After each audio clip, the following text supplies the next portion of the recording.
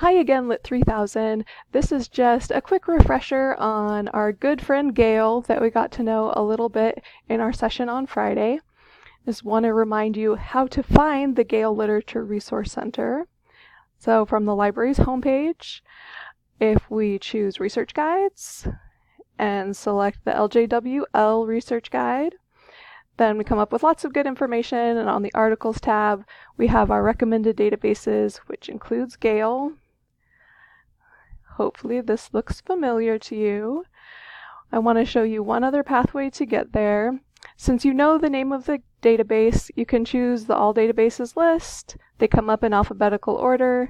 We can skip to the G's and get to Gale Literature Resource Center from there. We looked at some of the great options in the advanced search. We can look for an author and narrow things down to things that are by or about that person. So we know that our results list are going to specifically be by or about Mary Shelley and not just any entry that happens to mention her or her work.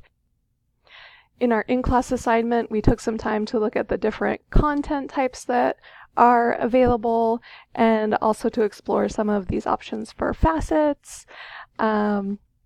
I hope that you found Gale to be a good resource, and we'll be looking a little bit more at what Gale can offer us in our class on Friday.